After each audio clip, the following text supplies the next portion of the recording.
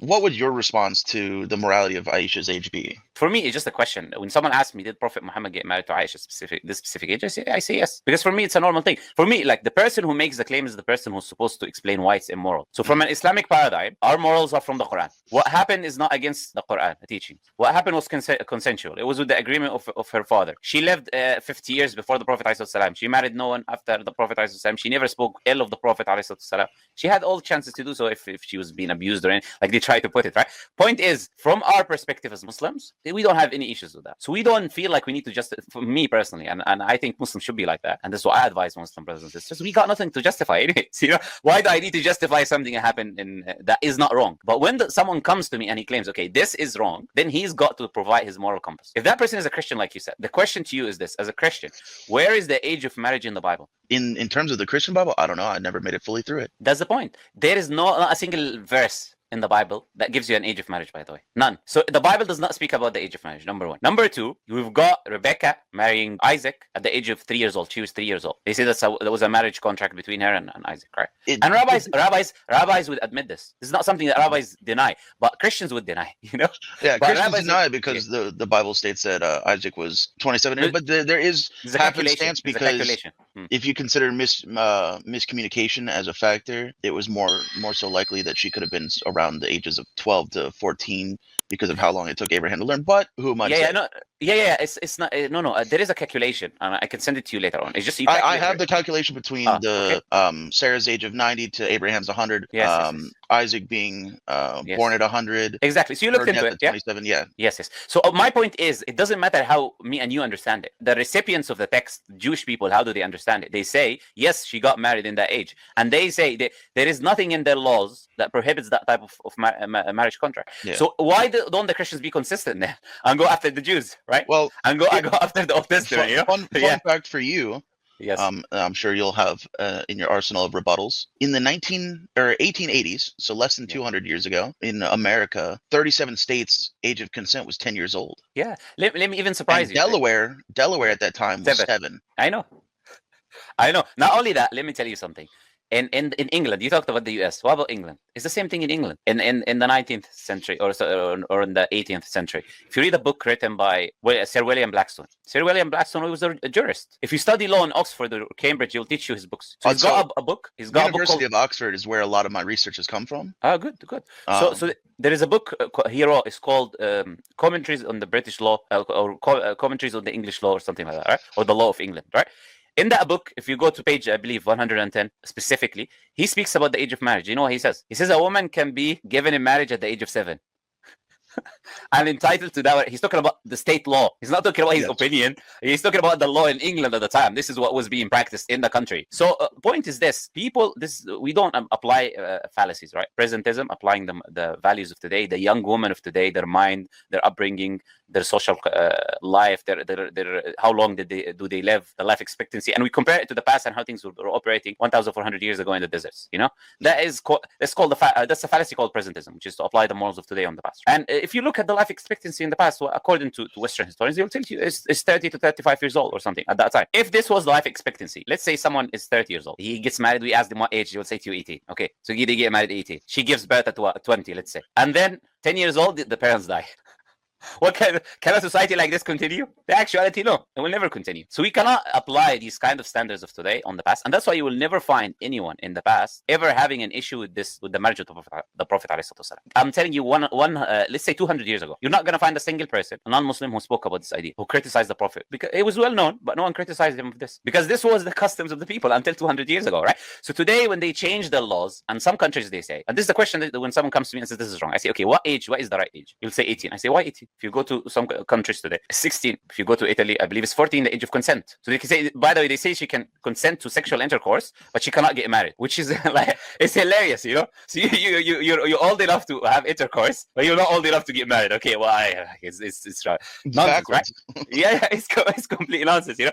So if you, and I believe in California, there's not a single, in California today, there's no age. You can get married at any age with the consent of your parents. You can look this up. Today in California, in the US, Leave other countries. Yeah, but they would probably argue that human morality probably wouldn't let that happen. But human morale in the US is letting it happen.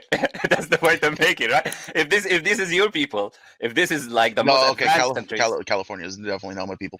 No. I mean to the people who make this argument, not you. I'm saying the people who make this argument.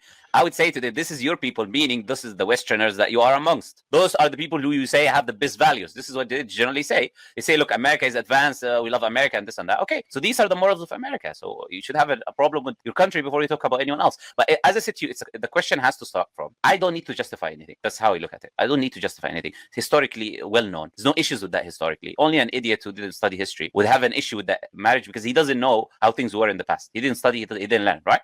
So when someone comes with this issue, I'll just turn it back on him and ask him the question, where do you get your moral compass from? Yeah. You understand what I'm saying? If you're claiming now something that my prophet did or something that happened in Islamic history is wrong, you've got to bring me now your moral compass and your reasoning behind you stating that this is wrong. If you're a Christian and your book doesn't give an age of marriage, why are you telling me about marriage and not marriage and what age they married? So you got no moral compass at all, which means your Bible agrees with any age because it has no restrictions. At least Islam. This is the thing about Islam. Why is Islam perfect regarding this issue? Because Islam does not give you a specific age. Islam doesn't give an age. Islam gives a criteria. And because Islam knows women are different, so they mature differently, and different women will mature in different situations. Islam gives a criteria that works with all women. So the criteria is the principle the Prophet ﷺ set forward, which is la dara wa la darar. Cannot cause harm to anyone or yourself. Okay? So we use that principle that, look, you cannot marry a young woman, or even, by the way, an old woman, even 90 years old. If there's harm on her, it's impermissible to marry her. So it's not about the age, it's about the harm. So Islam prohibits you from marrying anyone that you would cause them harm, physical, psychological, or otherwise. Now, who can determine whether this girl is ready physically? That's well known. If she reaches the age of puberty, then she's ready physically. It's a sign, natural sign that she is ready. And psychologically, who can determine that? The people in her culture. People who are in her culture, people who are specialized in those fields of psychology and understanding and all of that. They can say, okay, she's ready at this age and she's not ready at that age. And also the family have a very strong opinion there to know whether no family will just give their children like cattle, you know. So they will look at their children and then they know when they're ready and when they're not ready. And the girl cannot get married without the permission of her wali, her guardian, which will be her father, for example. So it's not you cannot just go marry a young girl if you like to marry her. No, the permission of the parents are needed. And the parents care about their children more than anyone else. In average, generally, we're saying. Right? Because someone come and say, oh, there is this person. No, we're saying in general, right? Generally, the parents, they care about their children. So Islam gives you that perfect rule. There's no harm. So now we look at the different countries and how quickly the girls mature. So, for example, in whole countries, they physically mature quicker than cold countries.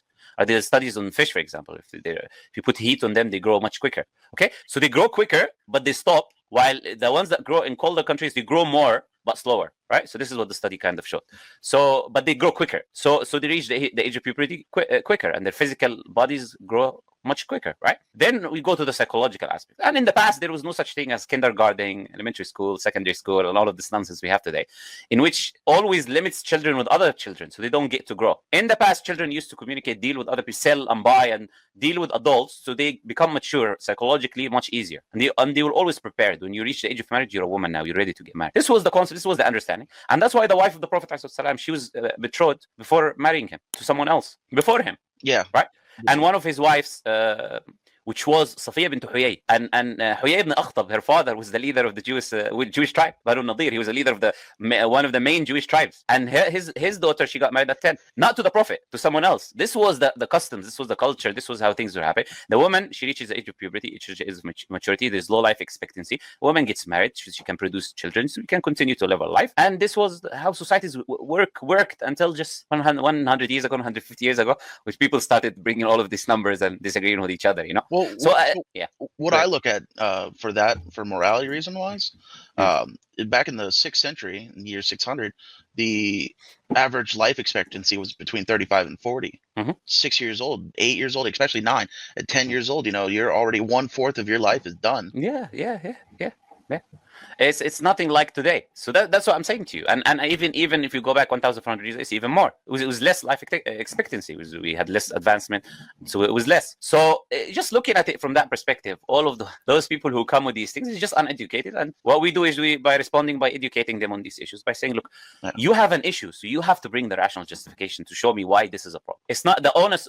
You're making the claim, not me. You're saying X is immoral. I don't need to provide anything, justify anything. It's my belief, and that's historically accurate. But you didn't do do your research. So if you're making a claim that there is a problem in it, come and justify. Tell me why there is an issue in this, right? And the Prophet ﷺ, he married multiple women, and Aisha was the only virgin amongst all his wives. They were all widows and divorcees. Mm-hmm. Does that does that this person is not looking for women? Is not looking for women or young women specifically. If you want to say, if a man wants to do that, he's not going to marry widows and divorcees. His first wife is not going to be 15 years older than him, Khadija radiallahu anha, and his second wife is not going to be another woman that is older than him. She was the widow of someone, and then he married her. So I can go on and on, but the point is, just doing some basic historical research on this issue will make people understand there's nothing wrong with this. It's just that the people are trying to apply the standards of today, looking at a young girl today. Yeah. So I've done my research and I've come to a similar conclusion. I just wanted to hear a Muslim's aspect on it. Yeah, absolutely.